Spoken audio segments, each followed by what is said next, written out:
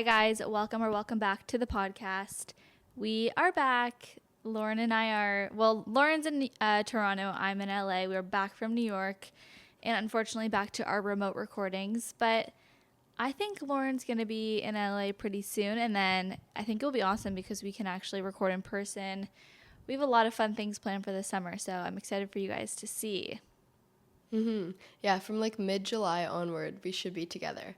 So that's exciting. Yeah. I know Lauren's so excited about it. You can just tell from her enthusiasm right now that she's just counting down the days. Oh my gosh, I know. I can't wait. Yeah, totally. Well, we have an exciting episode today. I have heard so much about this series. So, okay, let's go back a little bit. So the series is a series that Emma Chamberlain created and posted on her podcast. And she started talking about this because she feels like there's a cultural shift that's coming.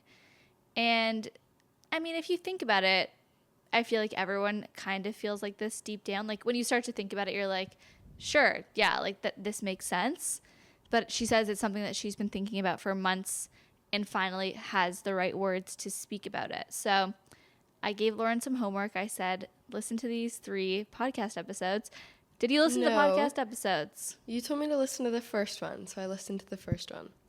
Well, this was this morning. It's only 11:45, and I said to her, do you have time? Oh, I guess it's 2:45 for you, but you didn't have time to listen to all 3, so I said, let's start with number 1, and then I actually re-listened to number 2 and 3 today on 1.5 speed, which is seriously a life hack. Like, you can get through so much more if you do 1.5 speed.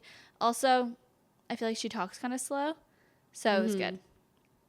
But anyways, back to the series. So basically in this 3-part series, she covers number 1, influencers, number 2, mainstream celebrities, and number 3, trends. So she talks about like fashion trends and beauty trends and just how trends kind of shape our society as a whole. And I guess her point of the series is that she feels like there's a major cultural transformation happening, and all of it is kind of a result of social media.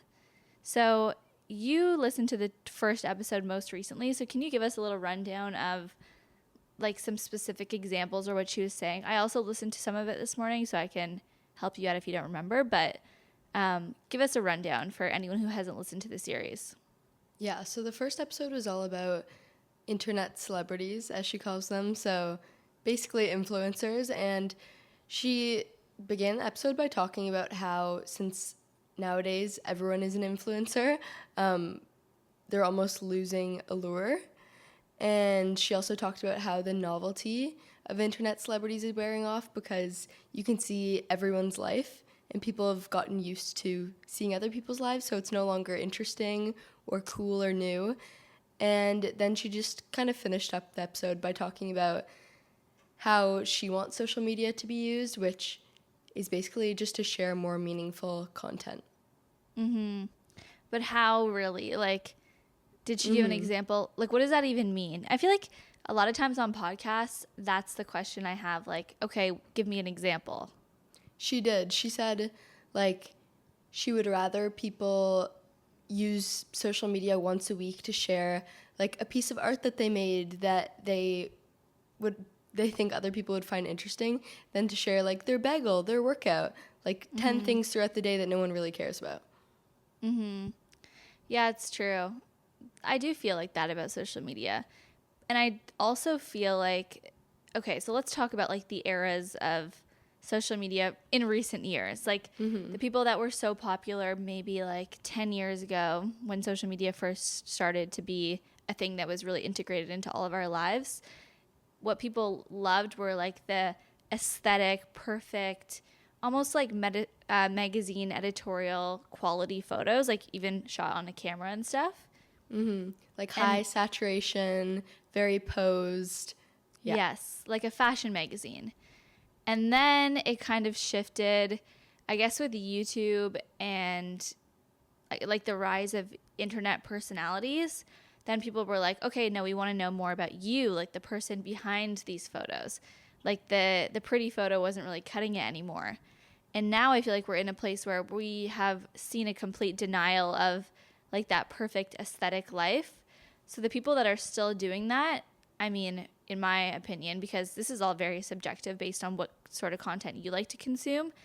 And even in this discussion, there's like a world of social media that we aren't even in. Like, I'm sure that there's like subcultures of Instagram and TikTok and everyone has a different experience, but a lot of what I see is like fashion bloggers that are all kind of the same. And I feel like now everybody wants to be an influencer, and like there's just like millions and millions and millions of micro influencers, and people all kind of do the same thing. Do you know what I mean? Yeah, and also there's so many influencers with like 1 million followers, which is a ton of people that I wouldn't even know about. Yeah, it's true. She also said that. She was like, now, since everyone can get followers more easily, like I think the example she gave was 10,000. Getting 10,000 followers on TikTok is not that hard, like if you're posting consistently, because you're reaching a new audience and there's so many users on this app. So yeah, you can have 10,000, hundreds of thousands, or even 1 million followers and not be someone who's like well known in the general culture, where like, and I feel like the general culture is still kind of like mainstream celebrities, and then there's a few internet celebrities that have kind of crossed over, like Charlie D'Amelio, Addison Rae, even like Emma herself. Like, it's kind of funny that she's talking about all this because she is a celebrity, and she's all the things that she's saying that she like doesn't really like. She kind of talked about it at the end, how she is like one of the influencers that she's referring to, but also it is funny to hear it coming from her, because I think like she is one of the first people that, at least that whose media and whose content I consume, that like was very real on the internet. You know? So now to see her be like, oh, people were faking relatability and all of this, it's true, but it's just funny to hear coming from her. Yeah, it's so true. Yeah, like I'm personally tired of seeing content where people don't share their personality and they post 1 million stories a day and there's no real substance. It kind of feels like it's to hit a quota. And that's something that Lauren and I were told actually one time, like, you need to post 10 stories a day and the first one needs to have your face in it. Do you remember being told this? I don't know about the like face in it thing, but I've definitely heard you should be posting this much. And it's like, it doesn't matter what the content is, you just have to get it out. Exactly. And it feels like you just have to meet this quota. And this person also told us, like, well, I guess this actually was valuable advice, but like, talk to the camera. And I feel like out of all of that advice, the talking to the camera is probably the only one that really remains true, because posting 10 times a day on your story is not going to do anything for you unless you're sharing something of value. And I actually always struggled with the concept of providing value to an audience, because I'm like, what do I have to offer, really? Like, there's 1 million people who have more information, more, I don't know. Like, what does providing value even mean? That's something that's always thrown around. But I think providing value can also just be like your personality. And that's why TikTokers who, like, the TikTokers that I like to follow are people that I'm actually going to like click the follow button instead of just like consuming their content and scrolling, are people who are funny or they just share their personality. And usually it means they're talking to the camera. Very true. I feel like there are so many fashion girls on TikTok, for example, but the only ones I follow are the ones who talk to the camera and like explain how they're picking out their outfit, not just showing it. So I think it is very true that now people want to get to know you. And this is something that you touched on, but I also I don't really know how to provide value to people, because like if I make workout videos, there's someone who knows more about working out. There's a lot of people who know more about it, you know? So I'm like, I don't know if that's the best way for me to provide value. Or if I'm doing makeup tutorials, like there's 1 million people who are better at makeup than I am, you know? Right. So the only thing that you can really provide, unless you have a special skill like that, is just your personality and yourself. But I guess in a way that is providing value, because it's like entertainment. It's the only thing that will make you stand out in this creator world where there's so many people. Like, even on the Artlist account, I get thousands of DMs from girls who want free product. So I look at a lot of these girls' Instagram feeds, of course, and a lot of them look the same. Like, they're very similar. So the people that I'm way more likely to gift to or even reach out to myself are people who I am like attracted to something that's different about them. Now that I'm kind of like thinking about this all right now. But I just think the fashion blogger mold is kind of tired. And this probably goes for every industry. Like, the mold that once worked, maybe like even like before the pandemic, is kind of tired and over. And I feel like the people who are really thriving on social media right now are people that are adding their own individual taste and spin onto, we're talking about outfits right now, so we'll talk about fashion for this conversation, but this can be applied to any industry. The people who are really thriving and growing, and I don't know, I feel like they're valuable to follow, are people who are just giving their own unique spin on something. Like, they're not just pumping out content and following trends even. And actually, Emma's third episode is about trends, so we can talk more about fashion then, but you need to be an individual person who has some sort of unique perspective. And I feel like this is kind of hypocritical of us because we're influencers, I guess, but I don't feel like I provide any sort of personality because it's hard. It is hard. Yeah, it's way easier just to take a picture of yourself standing against like a blank wall than it is to actually make your Instagram you. But that is the only way to do it nowadays. And I also think it's important to continue innovating because once you do something innovative, everyone else realizes that it's working for you, and then they start to do it too. And then suddenly that idea is not new anymore. Everyone's doing it. So I think it's important that you keep coming up with new ideas and finding new ways to stand out, but while also being yourself. I don't know. It's very hard. I think that you just need to think less about it. Like, instead of looking around and being like, what's everyone else doing and how can I be more creative than everyone else and do something different, it's more about like looking inwards and being like, what do I actually like? And maybe it involves, you know, making content that certain types of people make, or like taking little parts of inspiration from multiple different people and making it your own. Like, you can still look around for inspiration, but I think the most success that you'll have if you're trying to be a content creator or whatever, I guess this is from the perspective of someone trying to be like an influencer or who is an influencer. I think that you just need to focus on what's really you, and that's where you probably will be the most successful. Because, like I said, I think everyone's kind of tired of seeing the same content over and over and over and recycled. And Emma's, I think her point, the end point that she reached in this episode was that she thinks that everything's been done before.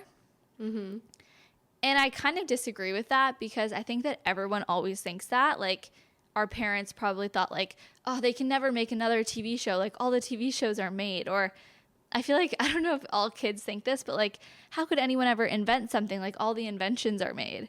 But they're not. Like, there's always going to be something different. We just don't even know it yet. So I think I kind of disagree with that, but I do understand that we're seeing so much recycled content, and I find that to be very uninspiring. And I also think that maybe part of the reason she said that is because she's not on TikTok. So on Instagram, I kind of do agree that everything I see is the same.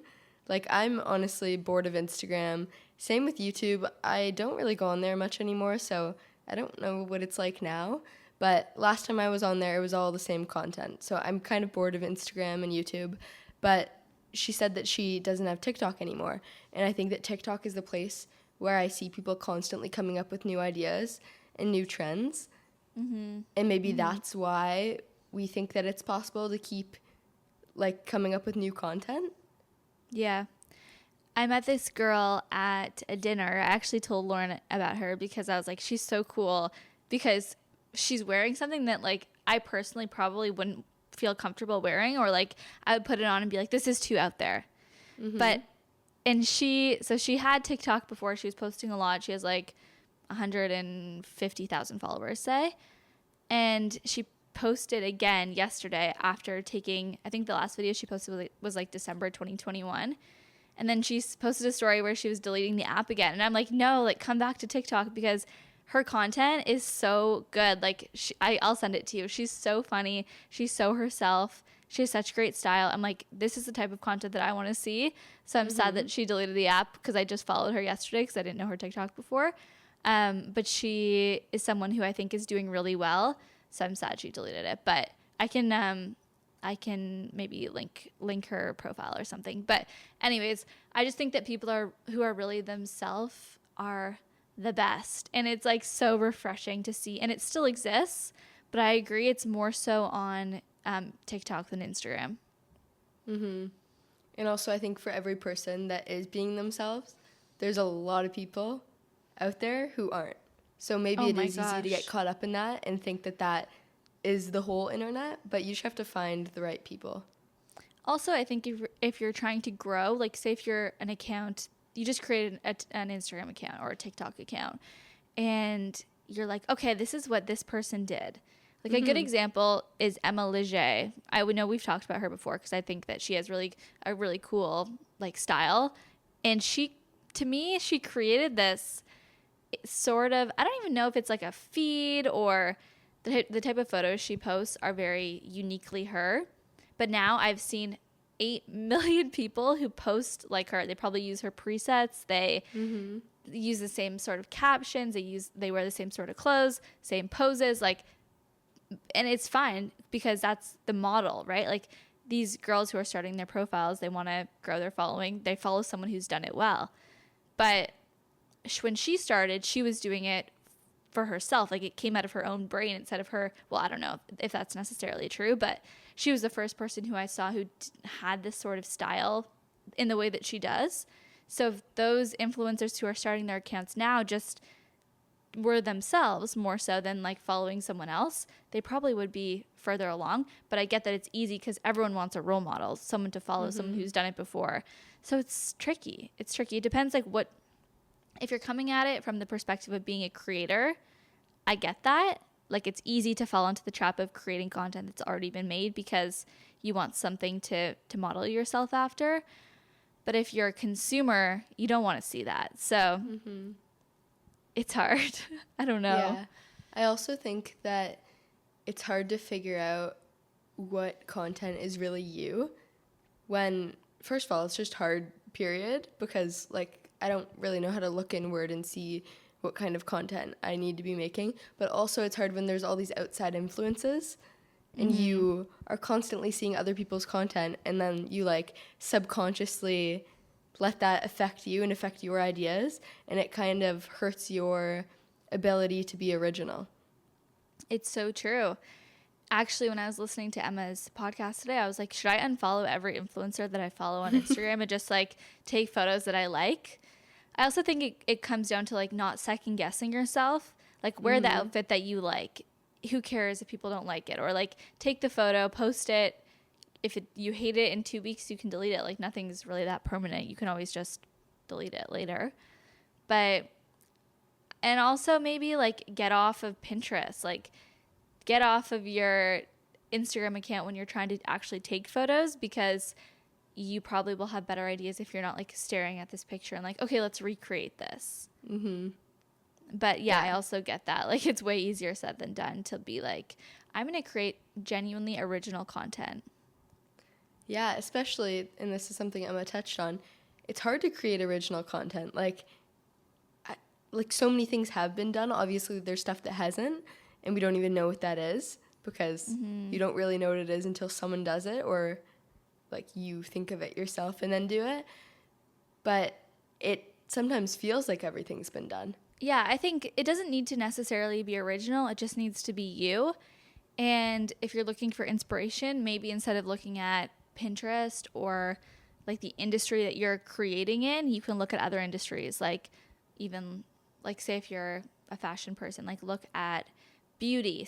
What are trends in beauty? What are trends in like home decor? Like things like that, because culture is all connected. Even music, like being inspired in other areas of life, I think is a great way to bring more originality into what you're doing. Interesting. So how would you bring something in a different industry into your own?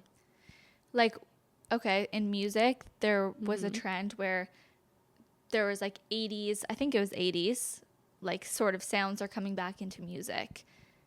So to me, that signals that there's like a revival of that sort, that there could be a revival of that sort of fashion.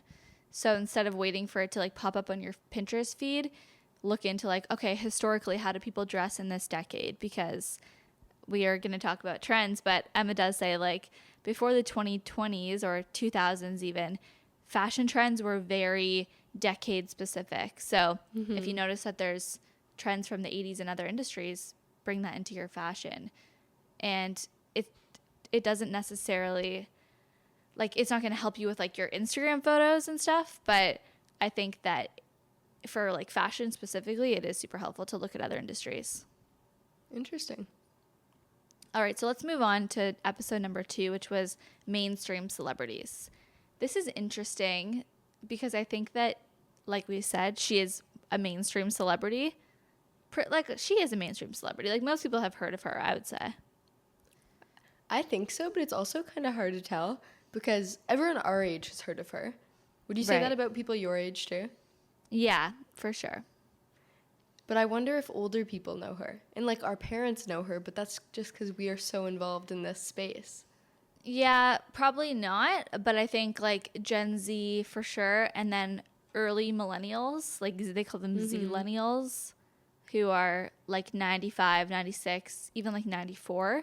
So that's people under 30 probably have heard of her at least. Maybe they've never seen her content, but like maybe they've bought her coffee, or not even bought her coffee, but like have heard of her coffee, or I don't know. I think that most people have probably heard her name before. Okay. Yeah, I feel like that's fair. Also, to be a mainstream celebrity, not everyone needs to know who you are, just like a No. good chunk of people. Exactly. And it's not like she has really done much in like the mainstream culture sort of world, but she did go to the Met Gala, so I'm sure that that like sort of solidified her in mainstream culture. But like she says in the episode, she's not an actor, she's not a singer. Like she's like, what do I even do? So funny. Basically, she's saying that when she was younger, she really wanted to be famous because she thought that these celebrities had perfect lives, which is interesting because she doesn't really strike me as someone who would want to be famous, but she just thought it was unfair that they had so much money and like power and resources. And she's like, I had everything that I needed, but I definitely didn't have like extra. So it seems so unfair that they had all of these things. And then she said, in recent years, celebrities have been starting to show more of themselves. And now she's like, I would never want to be that famous because they talk about the like mental health issues that they struggle with, the lack of privacy, like all the downsides that come with being a celebrity. And she said because of that, because of how social media has really exposed people and opened up their lives to the public, now people are like, oh, maybe being a celebrity isn't as great as I thought it was going to be. Because before they were put on a pedestal so much, and now they're still put on a pedestal, but it's way less than it used to be. Right. But then don't you think it's interesting that even with this new transparency, there's so many people who are starting social media in hopes of becoming famous? Yeah, I don't know if they want to be mainstream celebrities, though. Like, everybody wants notoriety, but do you want to be Justin Bieber? Like, what she said in the episode is like, Justin Bieber has so much money, he could buy anything he wants, but he can't go shopping by himself for a day in New York City. Like, he can't go walk around and go to all these stores without it being like a whole thing. So he probably just orders stuff online anyways. Like, you know what I mean? That was her example. So I don't know if people really want that sort of fame or if they just want to be, like, everyone wants to be validated by fame, but maybe they don't want this level of fame where their life is just like disrupted. They have to worry about their kids and their safety, and they have stalkers and people that like Kendall Jenner has had people that are in her house or in her backyard. Like, people don't want that. Well, I think now people realize that they do want the luxury that comes with being famous, but not all the downsides that are now being discussed. But I think it's also interesting that, like, the internet celebrities that have become mainstream celebrities kind of fell into it. So, like, anyone who's trying to become an influencer now could end up being a mainstream celebrity. Yeah, it's true. But even like, did you watch Charlie and Dixie's reality show? I didn't watch it, but I heard about it. I didn't watch it either, but Mom watched it out loud in the kitchen. Oh, I heard. So I heard some clips. But they just talk about how terrible it was, like how hard it was for them. And of course, people will be critical of that as well because they're like, your life is so easy. And that's what celebrities always get. And influencers always get too, I think, because, you know, their life is objectively easier than someone who, I don't know. I don't even want to say that because you can argue both ways. But they really show the downsides of it. And it is interesting because they never asked to be so famous. Like when Charlie says in the movie or show or whatever, she's like, I just started posting. Like I never intended to be famous. I never intended to have hundreds of millions of followers. Like she does not have a normal life anymore. And it was completely by accident. And it's interesting. But I guess going back to mainstream celebrities, Emma's prediction is that either they will become sort of irrelevant, like because everyone is kind of famous and they are also now kind of making themselves like less appealing because they're showing all the negative parts of their life, whereas before their life just looked perfect and they never talked about anything negative. But now like Hailey Bieber is on TikTok and she's saying like to people on TikTok, like, leave me alone. Like that would never happen before. You would never know Hailey Bieber's skincare routine. Like it was all a secret. Very true. So either they'll become just less and less important to us, or the other side, there'll be a even smaller group of elite people, and like the Hailey Biebers and I don't even know, people who are like that, who are like on TikTok basically and like sharing their life, they'll become like less relevant, but there'll be this elite group of people who maybe are older and they don't share much of themselves, and they are this like top celebrities of the world, which kind of does exist, to be honest.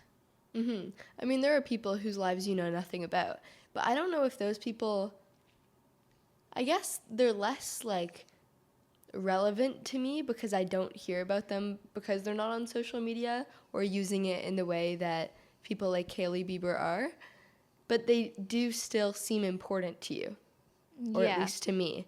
Like they seem, I don't know, kind of like important in a different way than the celebrities that actually use social media, kind of like influencers do. Yeah, I know what you mean. It's interesting. Like the old actors and those kind of people. They're like iconic celebrities. Yeah, exactly. But not so relevant, maybe. But like if you saw like Rihanna in public, you'd be like, wait, this is so cool. Even cooler than seeing like Hailey Bieber, probably. Like Hailey Bieber is in my Pilates class and I'm just like, you're just another girl, you know? But if it was Rihanna, you'd be like, oh my God, I saw Rihanna. Like you would be freaking out. Or Beyonce or someone who's like iconic and everyone knows who they are, and I don't know. But also who you think is important is completely dependent on your age and who you are. It like our grandma has different iconic celebrity figures than we do. Yeah, very true. But I think she makes an interesting point about basically creating like a class of celebrities that are somewhere between the iconic celebs that we're talking about and the influencers. And I do think that exists. Yeah, I think it's already kind of happening. Like we're seeing that being created. For sure. Very interesting. Episode number 3 was all about trends. And she talked mostly about fashion trends because it's just the easiest to really talk about. But she was talking about the trend cycle and how fast the trend cycle has become because for a variety of reasons. Number one, there's so much availability of content. So you can see trends happening and kind of like growing so quickly.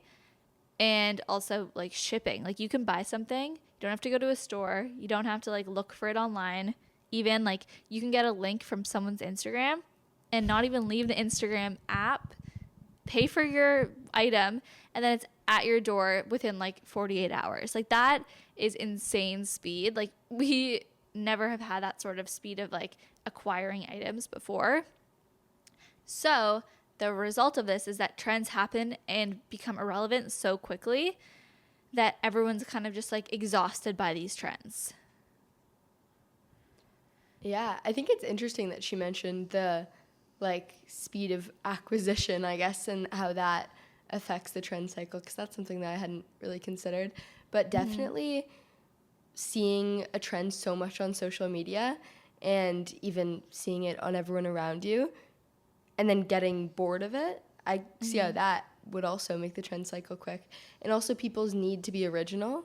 Like, I think now more than ever, people want to be unique and dress in a way that's like different to other people, or at least like a certain group of people. I think some people for sure. I like no one that I follow. I mean, maybe like 5 people that I follow. I feel like that. Like other people, I feel like they're looking at the trends and they're like, what do I buy next? Like, what am I wearing? I don't know. I think in people my age, there is definitely some of that, but also people being like, well, everyone else has that, so I'm not going to buy it. Like, I'm going to get something a little bit different. Interesting. I remember that from high school, though. Like, oh my God, I'm not shopping at Aritzia because everyone shops at Aritzia. Right. But now it's like, okay, that influencer is wearing this, and like everyone owns this one piece of clothing, I'm buying it. I think at first it's like that. Like, for example, the Aritzia Super Puff puffer jackets. Mm-hmm. When people first started buying them, everyone wanted them because they were cool and they were new. And then once enough people had them, people were like, oh, I'm not going to buy a Super Puff because everyone has them. Mm-hmm. Mm-hmm. So maybe it's still a bit of both. She's also talking about trends. So, like, what's even a trend right now? Like cargo pants. I'm wearing cargo pants right now. So she's like, cargo pants, they become cool. Everyone buys them. It's not like one specific item. Like, you can buy them from any store you want because everyone makes cargo pants. And then in like 3 months, cargo pants will be completely irrelevant. We'll all hate them. Like, maybe a bit more than 3 months for this because they're a little like less offensive. But like, I don't know, like certain prints or things that were popular last summer, like if you think about it, it's like, okay, I would never wear that now. I would never buy that. What you see on like clothing store pages is so different than what it was last summer. And people are like disgusted by what they were purchasing last year already, even in 1 year, which is so crazy. Like, clothes are not meant to be worn for 3 months and then thrown in the garbage. They're not. Mm-hmm. And the result is it's also very expensive to keep buying new clothes all the time. So the result is you buy these products that are poorly made. They're made probably not in the best, most ethical way. They're inexpensive.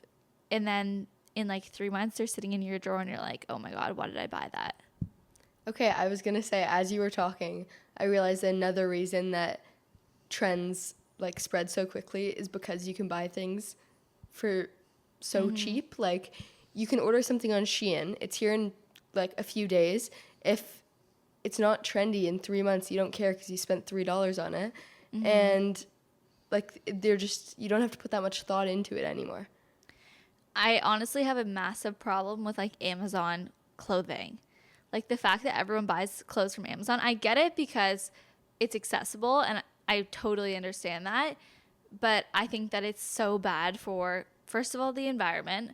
Second of all, the people that are making those clothes. Like, everything is so inexpensive.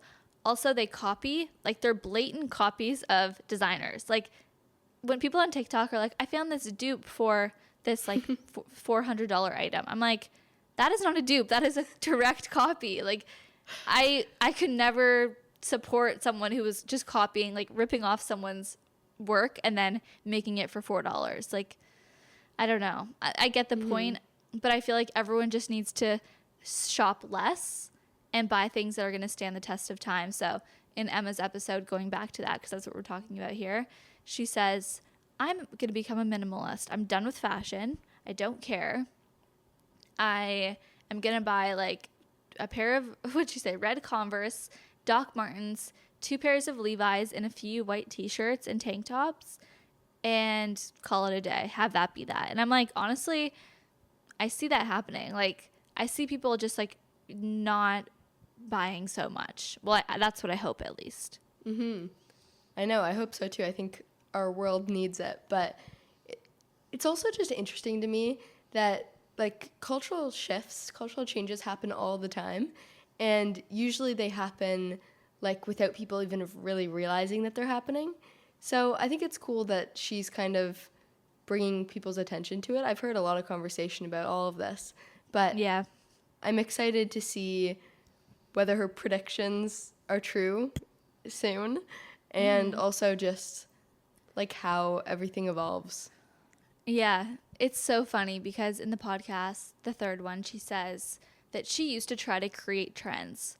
And she definitely is a trendsetter. Like, she was someone that people would look at and be like, what is she wearing? And this is going to be what people wear this season because Emma Chamberlain's wearing it.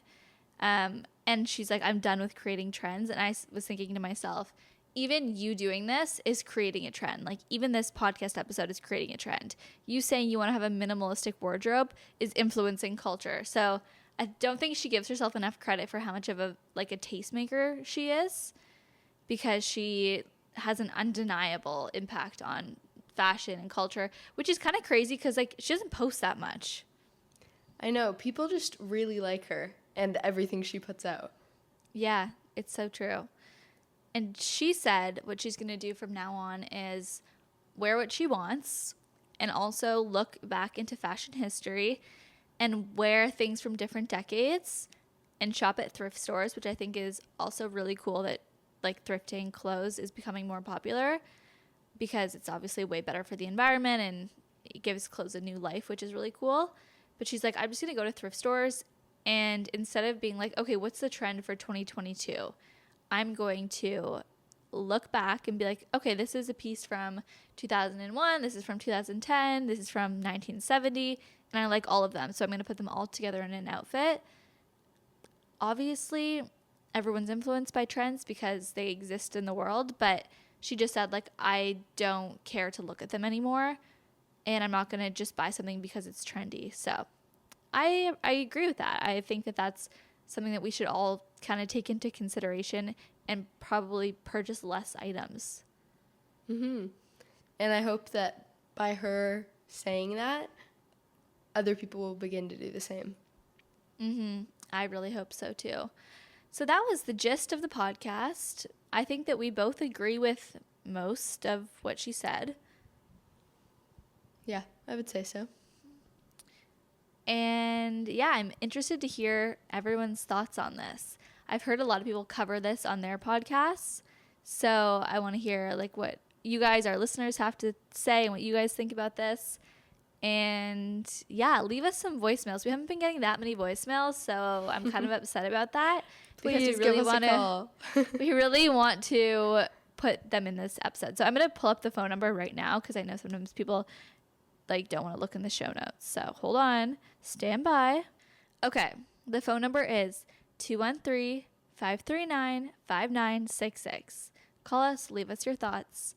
We will hopefully answer next week if you guys leave us any voicemails. We got 0 this week, which I'm just so mad about, but it's fine. We'll get over it. If you don't want to leave a voicemail because you don't want your voice in the episode, that's also understandable. So feel free to leave us a comment or DM on Instagram at Call Your Friends Podcast, right? Yes. That's a great point. Yeah, leave us a DM. Those are also super easy to read off. So we'll do that too next week. Also, like, voicemails are kind of a lot of commitment because you can't go back. Like, there's no deleting your voicemail. It's a one-take situation. Sometimes people will be like, they'll start and then they'll be like, okay, wait, I'm going to do this again. And then they hang up. So that's fine too. Funny. We don't mind, guys. If you want to do that, we understand. Exactly. All right, well, that's it for this week's episode. Next week, we'll update you on what we've been up to because we didn't do that this week. But yeah, thank you for listening. Talk to you next Friday. Bye.